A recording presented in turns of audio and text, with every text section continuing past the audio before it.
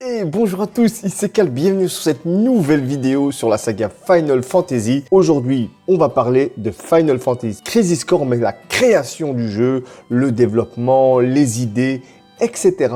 etc. Alors, normalement, j'aurais dû faire une vidéo avec un script où j'écris, avec un gros montage, mais malheureusement, j'ai pas le temps. Mais alors là, jusque fin avril, j'ai pas le temps de rien du tout. Mais ces derniers temps, j'ai un petit souffle de nostalgie qui est arrivé. Et dans la compilation de Final Fantasy VII, Crisis Core a une grande place dans mon petit cœur de fan. Aujourd'hui, dans cette vidéo, comme je l'ai dit, on va parler de la création de Final Fantasy VII, Crisis Core. C'est parti. Ce qu'il faut savoir pour Crisis Core, c'est que le jeu a commencé après la fin du développement de Crisis Core. Jusqu'il n'y a pas très longtemps, j'ai toujours pensé que Final Fantasy VII Crisis Core était sorti avant Dirge of Cerberus. Et c'est pas le cas du tout. Crisis Core est bel et bien sorti après Dirge of Cerberus. Ils ont commencé à travailler sur Crisis Core. Mais ce qu'il faut savoir, c'est qu'à la base, normalement, il n'y avait pas de suite pour Dirge of Cerberus. En tout cas, à ce moment précis, rien n'était prévu. Aucun titre de la compilation Final Fantasy VII n'était en planning. Ça veut dire que tout d'un coup, soudainement, l'équipe a décidé de faire un nouveau titre pour la compilation de Final Fantasy VII. Au départ, Kitase, en fait, lui, ce qu'il voulait faire, c'est pas trop se prendre la tête. Il avait en tête de faire un bête portage de Final Fantasy VII Before Crisis, qui à l'époque était sorti uniquement au Japon sur un téléphone bien spécifique, le Docomo, qu'on peut voir de toute façon dans Advent Children. Et en fait, lui, il voulait bêtement faire un portage sur PSP. Pas de remake, pas de remaster. Non, prendre le jeu comme à l'époque et l'adapter pour la PSP, mais sans gros changements.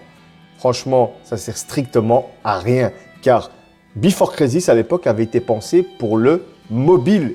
Car n'oublions pas qu'à l'époque, tous les Japonais ne possédaient pas ce téléphone portable. Et Kitase s'est dit, comment on peut se faire du fric facile? On fait le portage du jeu mobile sur PSP, comme ça ceux qui n'y ont pas joué, ils vont douiller pour pouvoir jouer au jeu et surtout avoir l'histoire du titre. Car n'oublions pas que Before Crisis est un pan de scénario super important dans la compilation de Final Fantasy VII.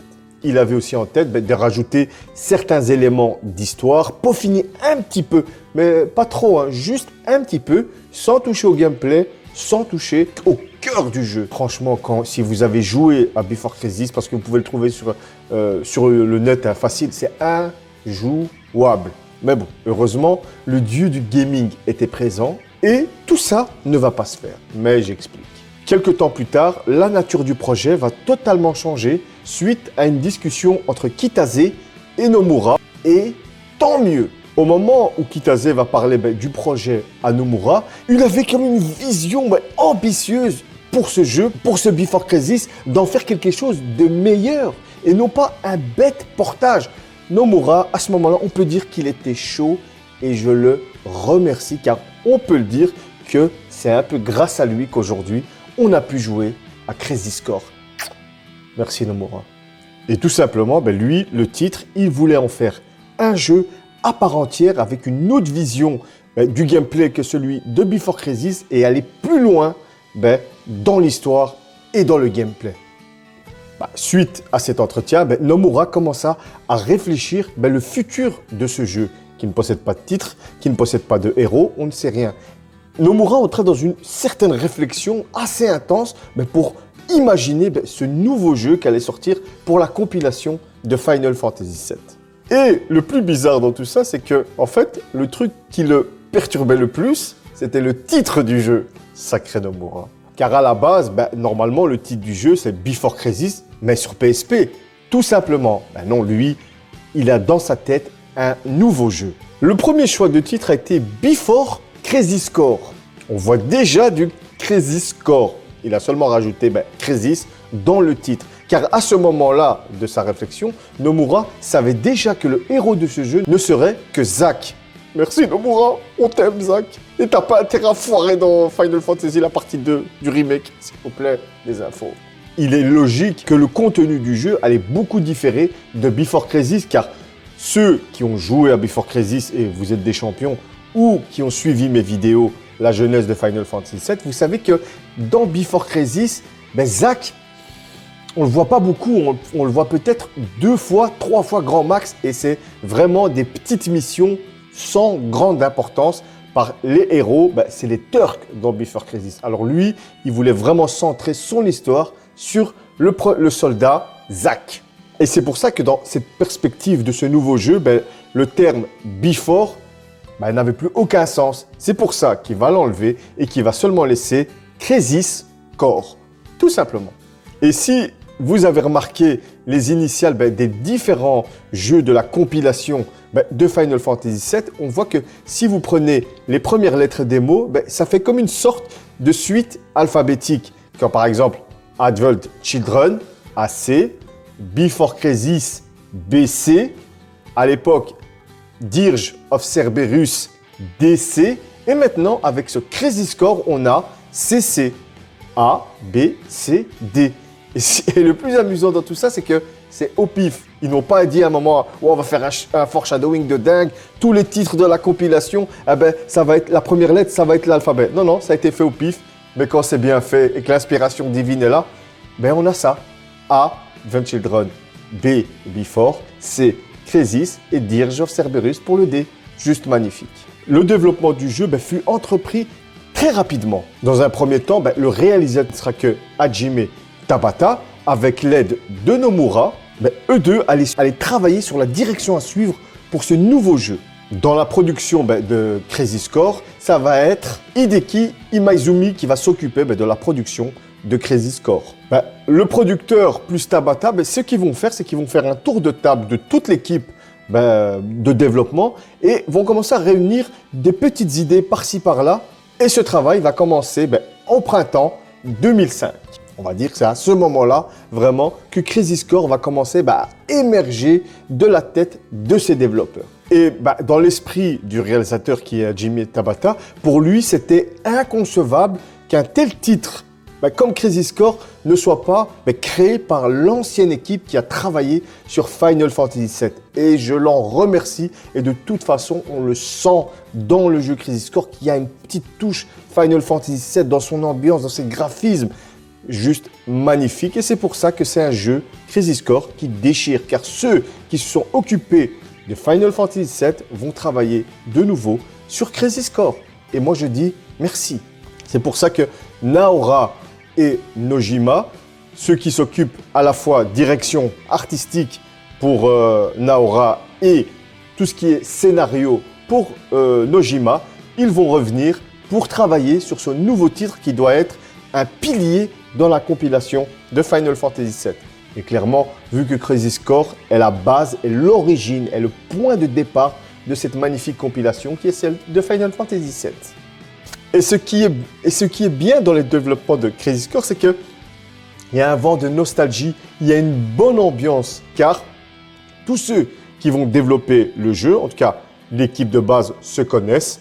Ils ont déjà travaillé sur Final Fantasy VII, ils connaissent à peu près le personnage de Zack, de Sephiroth, de Cloud, etc. Ça veut dire qu'ils ne sont pas en terrain inconnu. Et c'est déjà une petite facilité dans le développement du jeu et juste magnifique.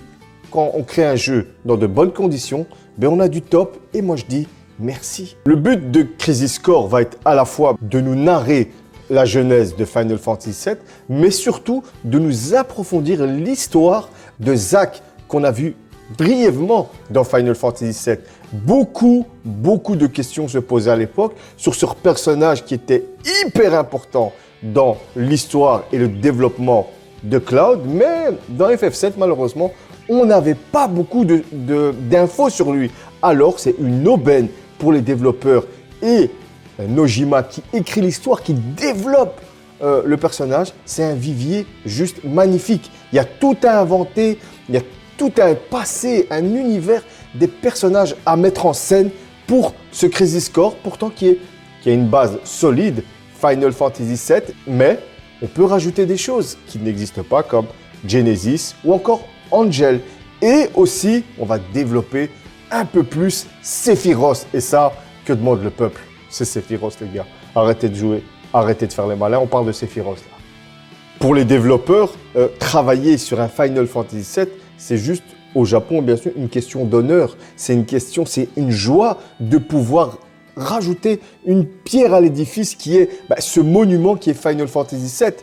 Ils sont bons au travail, il y a une bonne ambiance, mais attention, il y a une lourde, mais quand je vous dis une lourde responsabilité sur leurs épaules, car n'oublions pas qu'ils vont créer un nouvel épisode sur Final Fantasy VII et de plus, la base du jeu. Ça veut dire qu'à l'époque, les actionnaires, les joueurs, les attendent au tournant. C'est pour ça que ce Crazy Score, fallait pas foirer, fallait aller à l'essentiel et nous faire un jeu digne de FF7. Et pour Hajime Tabata, le réalisateur, c'est surtout, comme je l'avais dit, de garder cette cohérence de Final Fantasy VII et surtout le respect du travail qui avait été effectué à l'époque sur PlayStation 1 et surtout tout ce qui est le caractère design de l'époque, comme je l'avais dit, Nawara ou encore Nojima avec Final Fantasy VII et son script.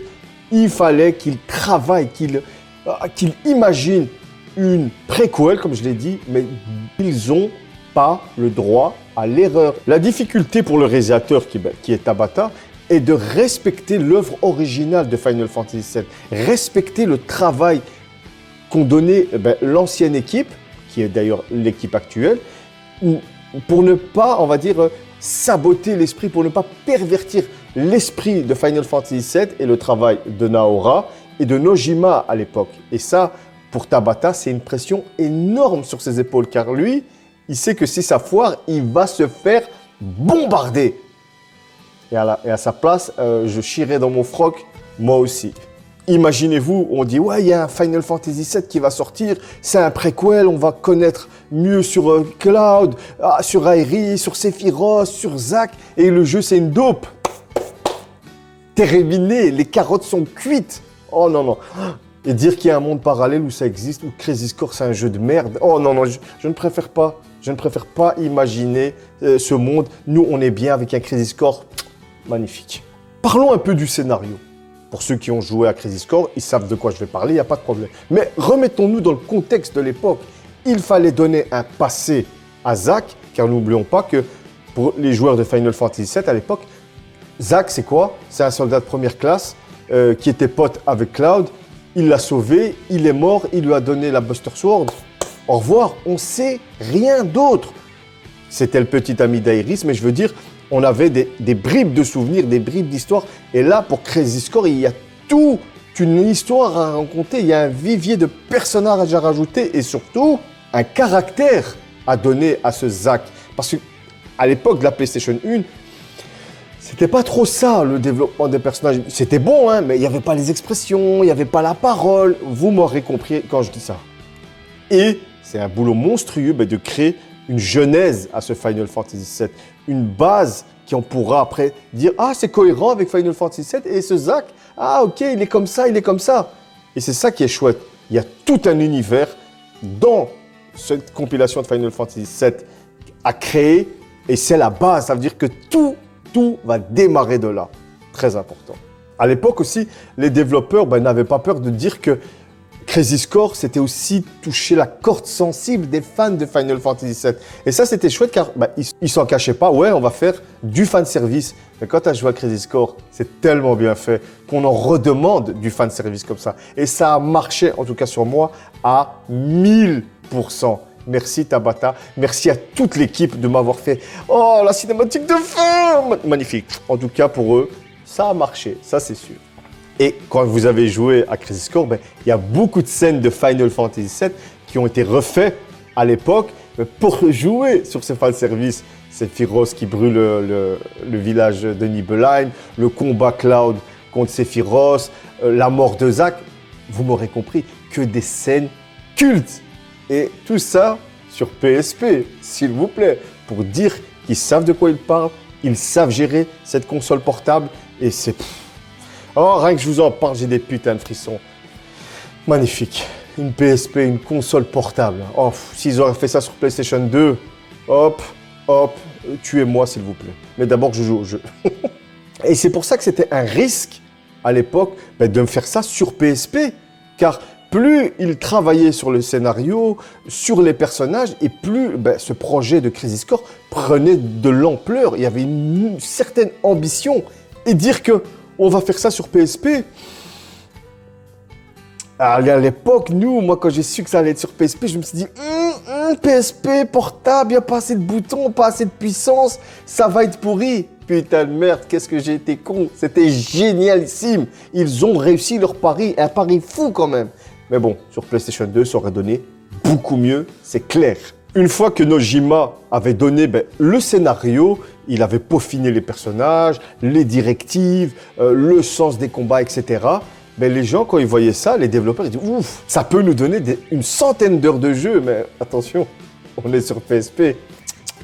Va falloir condenser tout ça, malheureusement. » Et comme pour Metal Gear Solid Peace Walker, quand tu fais un jeu sur PSP, c'est pas pour faire de longues heures de jeu. Tu fais une petite mission lors d'un trajet, quand tu es sur les chiottes, voilà. C'est pensé pour du jeu à court terme. Et c'est pour ça que ce système de jeu à la PlayStation, une ou deux consoles de salon, a été vite oublié pour travailler sur un jeu un peu plus, on va dire, concret, plus isolé. Mais ils ont dû retravailler ça avec, toujours attention, le scénario de Nojima en tête. Ne l'oublions pas. Mais pour Tabata, c'était autre chose. Lui, il ne voulait pas d'un scénario par mission, comme on peut l'avoir sur Peace Walker, comme on peut l'avoir sur Final Fantasy X2. Non. Lui, il voulait un scénario complet. Pas de coupure, pas de mission 1, pas de mission 2, etc. À part quand tu faisais les missions secondaires, c'était autre chose. Lui, il voulait une histoire, un début, un milieu et une fin. Même si c'était sur la PSP, les développeurs, vous démerdez, mais je veux une histoire complète. Mais malheureusement, Square Enix, ils ont dit non.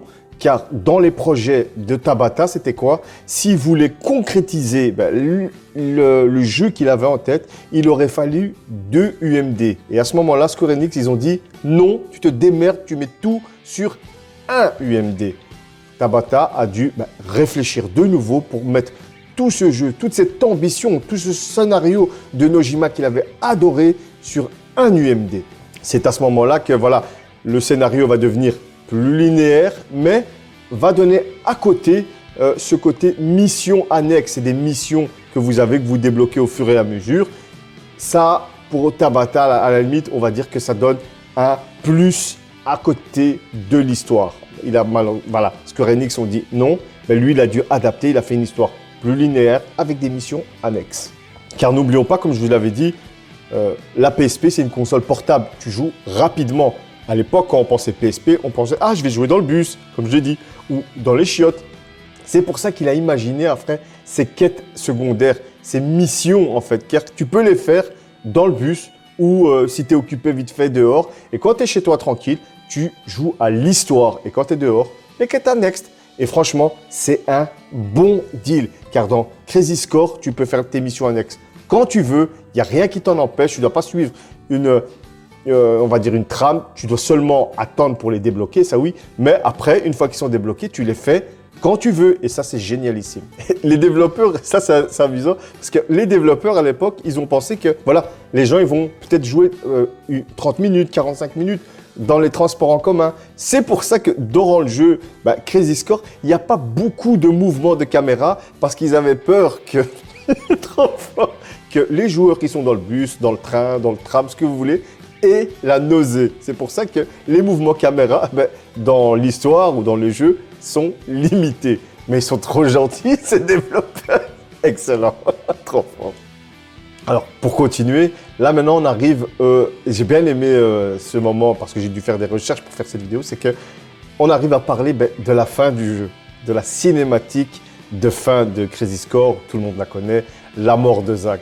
Et ce moment devait toucher absolument car c'est l'élément déclencheur de Final Fantasy VII. C'est le moment où Cloud va péter un câble. C'est tout l'intérêt du cheminement de la quête de Cloud. Alors ce moment, il ne devait pas le rater. Car le défi dans cette cinématique, c'était de surprendre le fan de Final Fantasy VII qui avait assisté à cette scène dans le 7e opus sans les décevoir, mais surtout, faut les surprendre. Pourtant, on connaît l'histoire. Et comment ils vont le faire, je vais vous expliquer. À l'époque, Tabata, pour cette scène entre le dernier combat du jeu et la scène de fin, le travail de réflexion, de mise au travail, de mise physique, de concrétiser cette scène a duré 3 mois. Pour seulement la petite scène du dernier combat et de la cinématique de fin. Tabata voulait tellement que les joueurs soient tristes pour Zack, que les joueurs pleurent la mort de Zack, car on s'est habitué à lui durant tout le jeu. Mais nous, en tant que fans de Final Fantasy VII, on a joué à cet opus, on sait qu'il va mourir. C'est-à-dire qu'il y a cet élément de surprise en moins.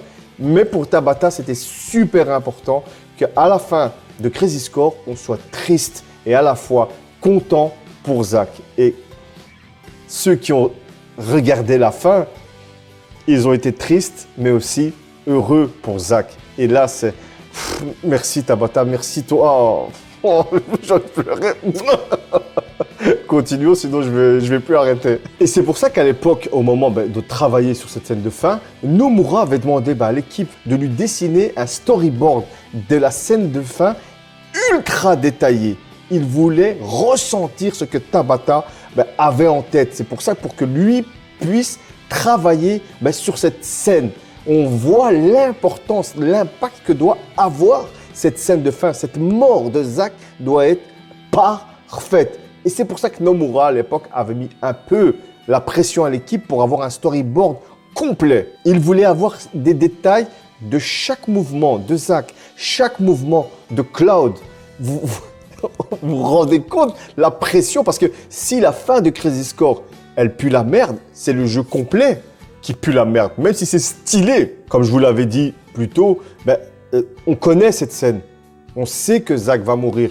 Il n'y a aucune surprise. Mais Nomura, lui, voulait jouer sur l'émotion du joueur, sur la nostalgie, sur cette scène qui était triste sur PlayStation 1, mais qui n'avait pas trop d'émotion. Pourquoi? Parce qu'on ne connaissait pas Zack. On ne s'était pas attaché à lui. On n'avait pas suivi sa romance avec Iris, son amitié avec Cloud, avec Angel.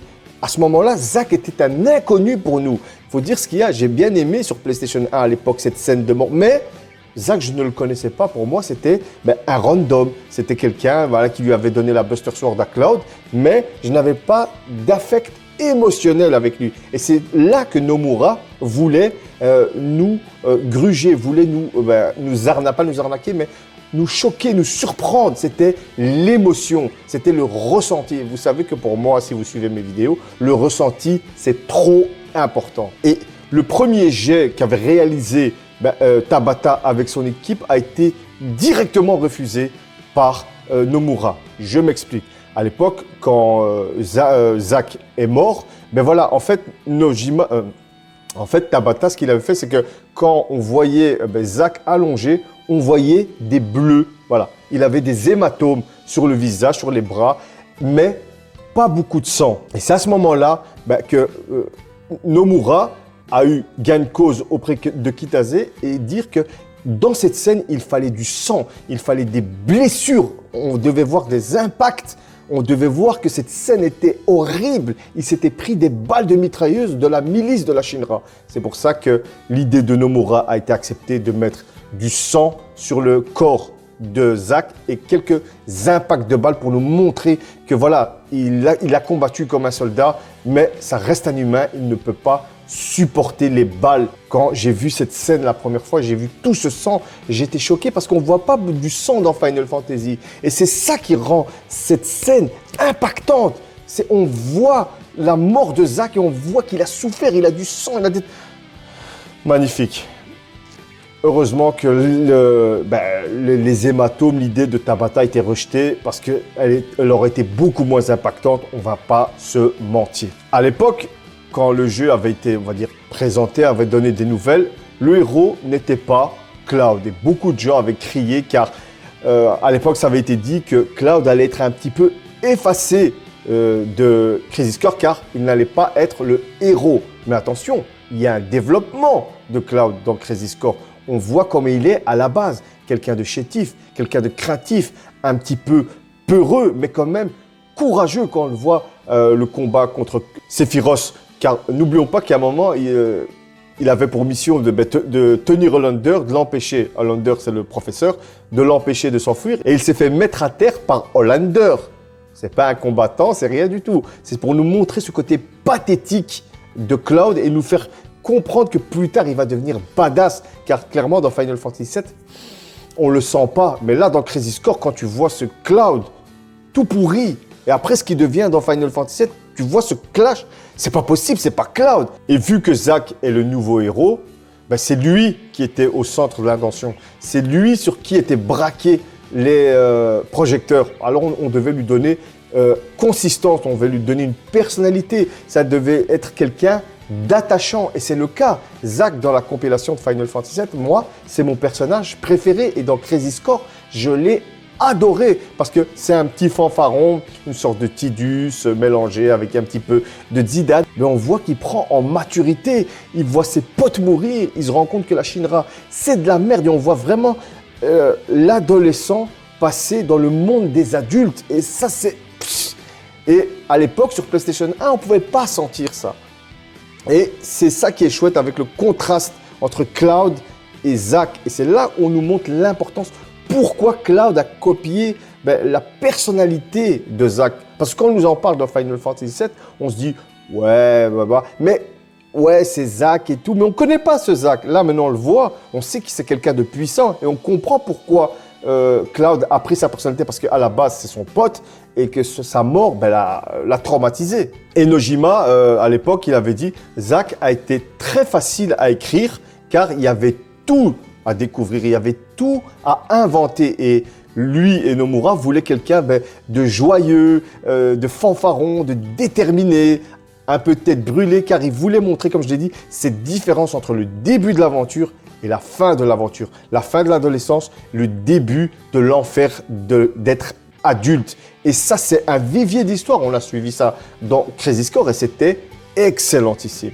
Pour Nojima, le caractère de Zack, on va dire qu'il l'a un peu copié de celui de Tidus. C'est pour ça que j'aime Tidus et Zack, car eux deux ont la même évolution. Sauf que Tidus est un peu plus garçon, enfant gâté au début de Final Fantasy X, mais ils ont quasi le même tempérament et le même développement dans l'histoire. Ils ont quasi la même évolution. Et moi, je dis oui.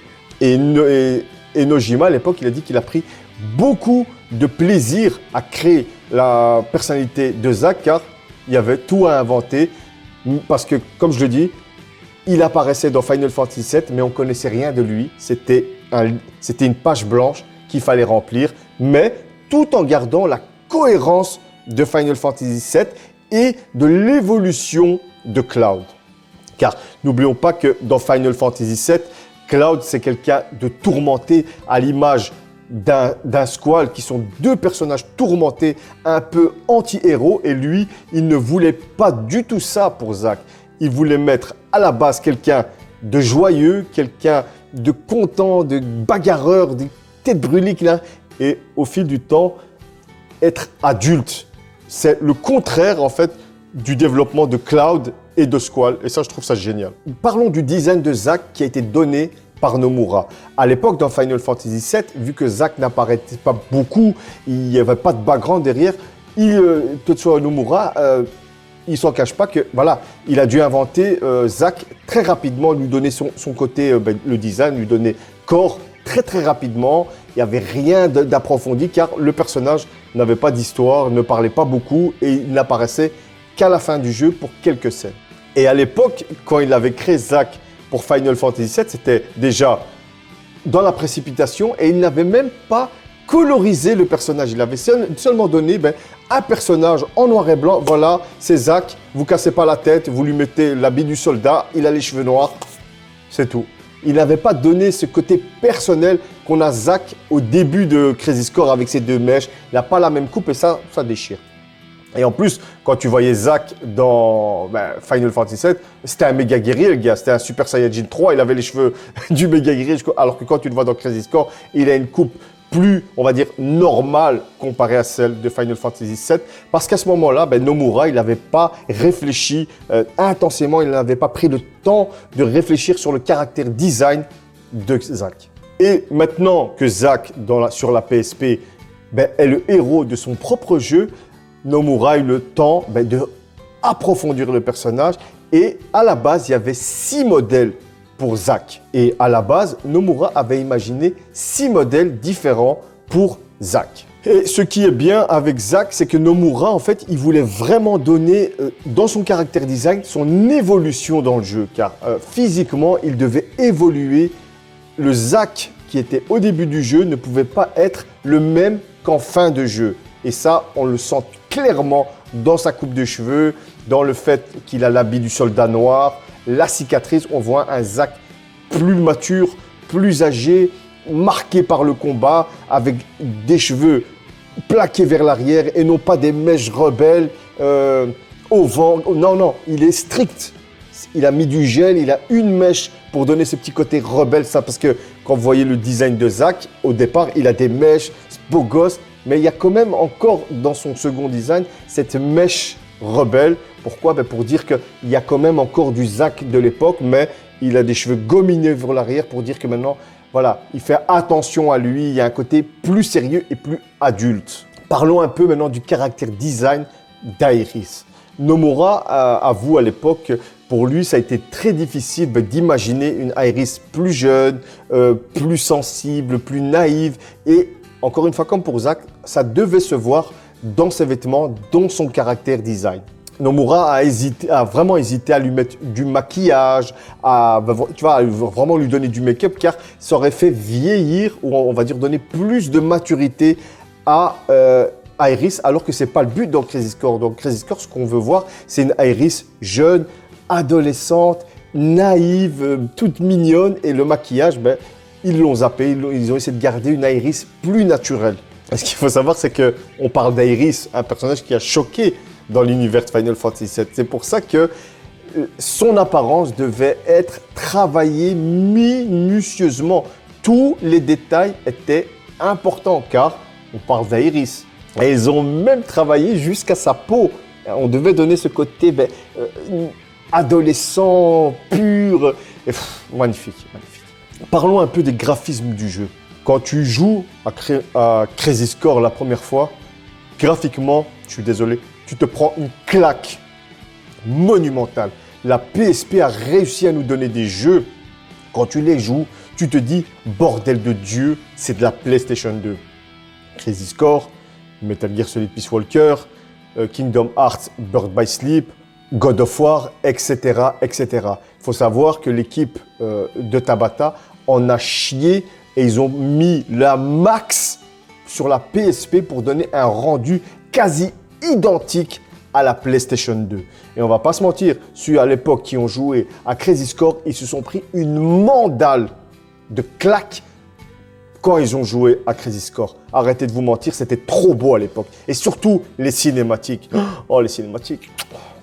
Au début, l'équipe de développement allait se dire « Ouais, on va faire un jeu sur PSP, alors le jeu va être très léger. » Mais au fur et à mesure que Nojima donnait le scénario, Nomura donnait ses idées, vu qu'il avait travaillé sur Final Fantasy VII, petit à petit, la ville de Midgar prenait de plus en plus d'essor. Il y avait de plus en plus de personnages à présenter à l'écran. Et l'équipe de développement, ils en ont chié pour modéliser tout ça.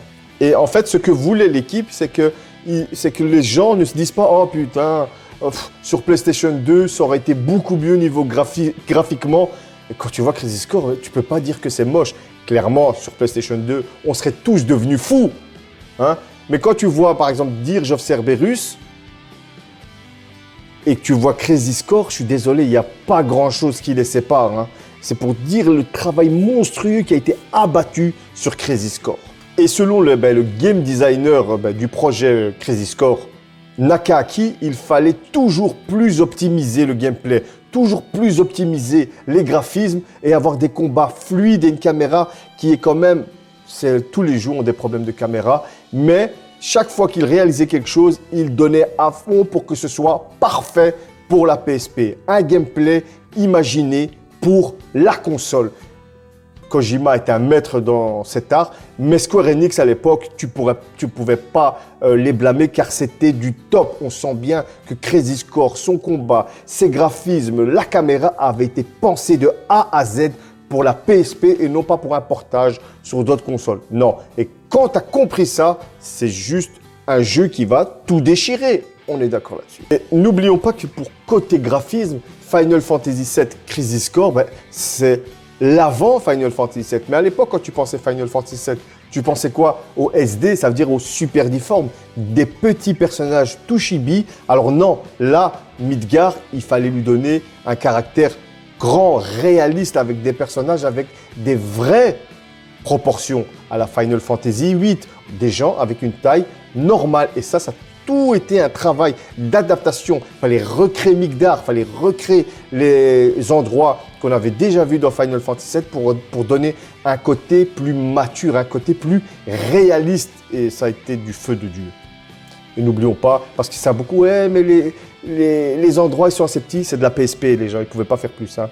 Déjà, ce qu'ils ont fait avec un UMD, tu respectes. Et à la base, les développeurs, eux, ce qu'ils voulaient faire, c'était prendre la Midgar de Final Fantasy VII et mettre les décors en 3D. Malheureusement, ils ont très vite compris que ça allait être impossible, car le résultat n'était pas concluant du tout. Et le responsable des environnements du jeu va avouer que les effets auxquels ils sont arrivés étaient aux antipodes de ce que pouvait présenter le jeu en fait. Et qu'il fallait tout simplement oublier cette idée de mettre tout simplement Final Fantasy VII avec de la 3D bêtement et simplement. Car on avait cet effet d'avoir des personnages à taille réelle qui évoluaient dans un monde de jouets. Et ça ne le faisait pas du tout. Dans un monde de jouets, c'est pas mal ça. Et c'est pour ça que, à un moment, durant la réflexion, Tabata, le réalisateur du jeu, a proposé de faire moitié-moitié. Faites du Final Fantasy VII avec de l'Advent Children. L'idée a été acceptée, mais ça a été très très dur à mettre en place. Et le résultat est Final Fantasy VII, Crazy Score, et c'est tout simplement, moi je dis oui. On va parler un petit peu de la musique maintenant de Crazy Score. Elle est juste géniale, arrêtez de mentir. Vous avez pleuré quand vous avez entendu Price of Freedom et que vous avez vu la cinématique de fin. On a tous pleuré, arrêtez de mentir. Vous avez le droit, c'était trop stylé. Cette personne n'est autre que Takeharu, et lui, à la base, c'est un putain de fan de Final Fantasy VII. Et l'histoire de son intégration dans le projet est assez amusante. Au moment où Tabata devait organiser son équipe et qu'il allait lui proposer le poste de compositeur du jeu vidéo, il lui a dit « Écoute, il y a moyen que tu travailles avec nous sur un titre dans l'univers de Final Fantasy VII ». Il a accepté direct. Le mec, il n'a pas dit « Ouais, mon cachet, je travaille ». À l'époque, c'était un honneur de travailler pour déjà Square Enix et surtout sur la compilation de Final Fantasy VII. C'est un truc de fou, mettez-vous à sa place. Vous êtes fan d'un jeu qui est Final Fantasy VII et on vous demande de venir travailler sur l'univers de ce jeu que vous avez adoré à l'époque. Bien sûr qu'il va accepter. Vu que c'est un fan absolu, il a proposé à Tabata de quand même mettre des titres originaux de Final Fantasy VII dans le jeu pour redonner ce côté immersif mais surtout nostalgique. Et à côté, il lui a proposé des titres à lui, de sa composition. Et on a eu du chef-d'œuvre, hein, on va pas se mentir. Et le compositeur musical, à l'époque, il avait quand même lui aussi la lourde tâche de réarranger certaines musiques de Final Fantasy VII. Et on parle de Final Fantasy VII. Et les fans, quand tu leur donnes pas ce qu'ils veulent, mais surtout que tu changes le matériel de base en mauvaise qualité, je peux te dire que ça en chie. Et lui, il a vraiment donné toute son âme et tout son amour parce que lui aussi est un fan de Final Fantasy VII. Et en tant que fan de Final Fantasy VII, il sait ce que veulent ressentir, écouter les autres fans. Il a gardé cette musique originale de Final Fantasy VII, les a un petit peu réarrangées pour ne pas dénaturer les musiques et c'est passé crème. Les musiques de Final Fantasy VII Crazy Score, je peux te les écouter, mais oh, magnifique. Et pour le thème principal du jeu, c'est Nomura qui a demandé au compositeur de lui faire une musique qui monte en puissance, qui prend vie petit à petit et qui commence avec de la guitare. On voit que Nomura a tout imaginé de A à Z. Et le compositeur de la musique, il n'a pas hésité à l'époque, il n'a pas menti, il a dit qu'il s'était beaucoup inspiré de la bande-son de Lost Odyssey qui était sortie à l'époque sur Xbox 360 pour avoir un méli-mélo avec des musiques Final Fantasy VII qu'il a enregistré, qu'il a arrangé lui-même avec une petite inspiration de Lost Odyssey, du Square Enix, avec du Squaresoft, du Final Fantasy VII, avec du Lost Odyssey, ça reste clairement du Square et le résultat est juste. Maintenant, on va parler un petit peu des liens du scénario. N'oublions pas que juste avant Crazy Score est sorti Dirge of Cerberus et que Crazy Score fait partie de la compilation de Final Fantasy VII. C'est son point de départ, mais dans ce jeu, il n'oublie pas les autres jeux. Il n'oublie pas celui qui clôture, dernièrement depuis le remake, la fin le dernier épisode de la compilation, c'est-à-dire Dirge of Cerberus. C'est pour ça que dans le jeu va être mis en fait des éléments qu'on a découverts dans Dirge of Cerberus. Et pour Tabata, il était clair que beaucoup de joueurs à l'époque avaient déjà terminé Dirge of Cerberus et qu'il fallait leur donner des éléments de Dirge of Cerberus dans Crazy Score pour qu'ils ne soient pas perdus, pour qu'il n'y ait pas ce trop long espace, car il y a Crazy Score, Before Crisis, Final Fantasy VII, Advent Children et puis Dirge of Cerberus. Dans la compilation, des années se sont écoulées, mais il fallait garder des clins d'œil de Dirge of Cerberus pour garder une cohérence entre le premier épisode de la compilation et le dernier en date, pour que le premier clôture et le dernier finissent à ce moment-là, bien entendu. Il s'est entretenu avec Nomura pour parler de comment on pourrait lier Dirge of Cerberus avec Crazy Score. C'est ainsi que dans le jeu, on peut voir, surtout vers la fin, on peut apercevoir Nero et Whis. Même si on ne voit pas leur visage, on voit quand même le ceinturon du Deep Ground. Même si c'est un petit clin d'œil, ça lie quand même Crazy Score à Final Fantasy Dirge of Cerberus, car c'est dans ce dernier qu'on voit même concrètement l'apparition du Deep Ground. Car pour Nomura à l'époque, si on n'aurait pas mis seulement ce petit clin d'œil de voir le Deep Ground dans leur premier aspect avec l'habit du soldat, Crazy Score n'aurait eu aucun lien avec Dirge of Cerberus et le premier et le dernier épisode d'une même compilation n'aurait rien qui le relie et ça aurait été, on va dire, quand même un petit peu pourri. Car dans Dirge of Cerberus, on sait comment le Deep Ground va être créé, etc. Il y a le lien avec Genesis de Dirge of Cerberus et de Crazy Score. Et n'oublions pas que Genesis apparaît dans Final Fantasy VII Crazy Score, mais aussi dans Dirge of Cerberus. La fin secrète, quand il vient chercher Whis, ça veut dire que clairement, les deux épisodes sont liés entre eux à la fin du jeu. N'oublions pas que Crazy Score a aussi un lien avec Before Crisis, le jeu sur téléphone portable. Surtout, vu que ça explique l'histoire des Turks, on voit Sisney dans le jeu. Et dans Crazy Score, Sisney est un des personnages qui a un gros, on va dire, affect avec Zack, car elle est clairement amoureuse de lui. À la fin, elle va l'aider, etc. Ce qui fait un lien entre Crazy Score et Before Crisis. Il y a aussi un lien entre Crazy Score et Final Fantasy VII et Dirge of Cerberus, car Crazy Score est à la base de tout et il fallait lier cette compilation entre elles. Maintenant, on va commencer à parler de Genesis, qui est un personnage très important dans Crazy Score, mais aussi à la fin de Dirge of Cerberus. Et ce qu'il faut savoir, c'est qu'à l'époque, Genesis a été un personnage quand même assez controversé. Et après discussion avec Tabata, il est décidé que l'antagoniste principal de Crazy Score ne serait autre que Genesis. Quand on voit le caractère design de Genesis, on sait maintenant aujourd'hui clairement que c'est le chanteur pop qui était super connu à l'époque, qui était Gact. Et il faut savoir qu'à l'époque, Nomura était un fan absolu de ce chanteur. C'est pour ça que À un moment, ils se sont rencontrés, ils ont dîné ensemble et il lui avait proposé de faire une petite apparition dans le jeu Crisis Core, niveau chanter, hein, de chanter vers le début du jeu. Et après, Nomura s'est dit, c'est dommage que ce soit que ça. Et c'est comme ça, en fait, qu'il proposait un deal au chanteur et de lui donner le visage de Genesis qu'on lui connaît avec son propre visage. Et à la base, ce qu'il faut savoir, c'est que Genesis, il devait mourir durant la première partie du jeu.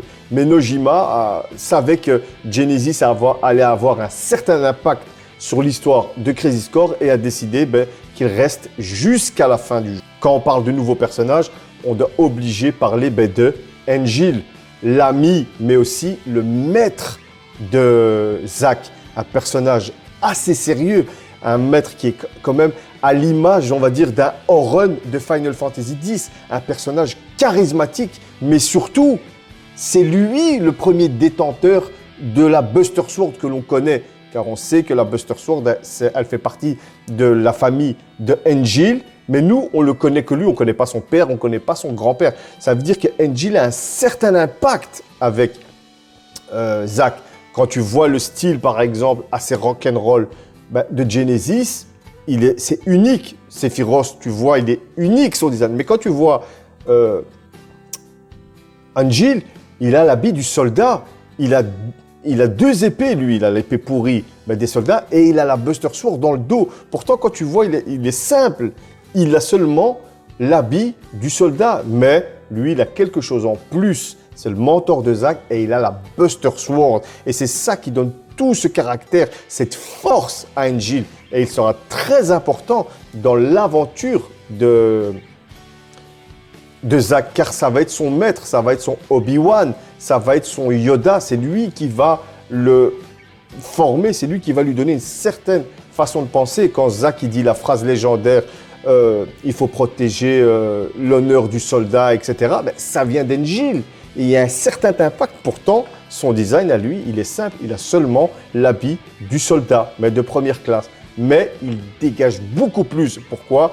Parce qu'il y a l'histoire de la Buster Sword, parce que c'est le maître de Zack. Moi, j'ai beaucoup aimé l'histoire d'Angel, même si elle fut très courte, hein, mais elle a été impactante. Après, ne parlons pas de Sephiroth, s'il vous plaît. Juste génialissime. Sephiroth de Crisis Core, pour moi, a été un coup de cœur, car dans Final Fantasy VII, ce que tu connais de Sephiroth, c'est que c'est un enfoiré. On a clairement vu son histoire à Nibelheim. Mais dans Final Fantasy Crisis Core, on voit un autre Sephiroth. On voit un Sephiroth qui a des amis. Angel et Genesis, on voit quelqu'un qui est quand même assez bon. Et on voit son évolution dans Crisis Core. On voit comment il va péter un câble, même si on le sait. Mais là, c'est détaillé. On voit que Genesis a un certain impact. Mais le fait que c'est sur PSP, qu'il y a des graphismes qui déchirent et surtout, il y a de la voix, ça donne un caractère unique au personnage. Et quand tu vois ce basculement de Sephiroth vers le côté obscur, mais tu deviens fou, tu t'attaches encore plus à lui. Quand tu découvres Sephiroth la première fois, tu vois quelqu'un de calme, droit, c'est le soldat légendaire. Tu vois que quand il est dans la cinématique et il se bat avec Genesis, il rigole, il est avec ses potes. Et tu te dis, merde, lui, il va évoluer, il va devenir le Sephiroth. C'est comme Anakin avec Dark Vador. On voit une certaine évolution, on sait qu'ils vont devenir mauvais. Et ça donne encore plus d'impact quand tu connais leur passé. Bon, Sephiroth, c'est beaucoup mieux qu'Anakin, je suis désolé. Mais dans Crisis Core, franchement, Sephiroth, c'est juste une merveille d'écriture. J'ai adoré. Et l'impact quand tu arrives à Nibelheim, qui pète vraiment un câble, là, tu sens toute la tension et c'est magnifique. Maintenant, on va parler de la sortie du jeu de Final Fantasy VII, Crisis Core. Le jeu est sorti en 2007, mais c'est à la fois pour fêter les 10 ans de Final Fantasy VII et mon Dieu, quel anniversaire! On a un putain de jeu pour fêter les 10 ans de Final Fantasy VII. Que demande le peuple? Mais aussi à l'époque, c'était pour fêter les 20 ans de la série Final Fantasy. On a été gâtés, c'est moi qui vous le dis. Ce qu'il faut savoir, c'est que Crisis Core, à l'époque, s'est très bien vendu. La critique mondiale a donné des tests juste excellentissimes. Le jeu s'est vendu à plus de 3 millions d'exemplaires pour un jeu PSP. Clairement, vous allez me dire, ouais, mais c'est normal, c'est un jeu Final Fantasy, c'est Final Fantasy VII. Mais n'oublions pas que là, voilà, tout le monde n'aimait pas jouer à la PSP. Une fois qu'on pensait PSP, on disait des jeux de bas de gamme. Et pourtant, le jeu s'est très bien vendu et il a eu une très bonne accueil niveau des critiques journalistiques, mais aussi des joueurs. Clairement, on s'en doute, à l'époque, les concepteurs du jeu, quand ils ont vu l'engouement pour Crazy Score, qui est un jeu PSP, quand on pense PSP, on pense un peu seconde zone, ils ont été extrêmement fiers de leur travail et ils ont bien raison. À l'époque, Kitase, quand il a vu la fin de Crazy Score, il s'est dit que clairement, Crazy Score s'emboîtait tellement bien dans la compilation de Final Fantasy VII que pour lui, le défi était réussi. Que même pour toute l'équipe de Square Enix à l'époque, Final Fantasy VII Crazy Score était un pilier pour la compilation et il arrivait à donner cette préquel à FF7. Car n'oublions pas qu'à l'époque, il y avait FF7, Before Crisis, Advent Children, mais aussi Dirge of Cerberus. Et à l'époque, ils avaient peur que Crazy Score venait saboter cette continuité en tant que préquel. Pourtant, lui, il a réussi à donner cette force à Final Fantasy VII. Et clairement, Square Enix et Kitase avaient raison de faire une compilation dédiée à Final Fantasy VII et je les en remercie. Et aussi à l'époque, Nomura et Kitase avaient clairement dit que Crazy Score ne venait pas clôturer, on va dire, la production d'autres jeux sur l'univers de Final Fantasy VII et que s'ils avaient d'autres idées, il n'y aurait aucun problème à rajouter d'autres titres dans cette compilation et de pouvoir enfin clôturer cette compilation. Final Fantasy VII Remake, tout simplement, moi je vous le dis. Mais on voit que la compilation, elle a tout déchiré. Et c'est ça qui est génial, c'est une œuvre dans le temps qui arrive à rester cohérente malgré les années qui passent, malgré les différents supports. N'oublions pas qu'on parle PlayStation 1, téléphone mobile, PSP, PlayStation 2 et aussi films d'animation comme Advent Children ou encore Lost Guard, le petit anime de 20 minutes qui est pour moi dispensable. Mais on voit que cette cohérence a réussi à rester intacte malgré les années et Kitase et Square Enix sont fiers de ça et ils ont bien raison. Et n'hésitez pas à dire aux journalistes que les aventures de Cloud ainsi que des autres personnages pouvaient continuer. Et il y avait tellement de parts d'ombre dans l'histoire qu'il fallait éclaircir qu'ils pourraient clairement faire d'autres jeux ou encore des films, des animations, tout ce qui est possible et imaginable car l'histoire, la compilation de Final Fantasy VII avait encore des choses à proposer et on peut le voir avec le remake. Voilà, c'est ici que s'arrête cette vidéo sur la création de Crazy Score. Il y a beaucoup à dire mais ça aurait pris trop longtemps. J'ai vraiment essayé de donner des pistes de réflexion mais de donner du concret, voir du solide pour comprendre la création de Crazy Score, les inspirations, les musiques.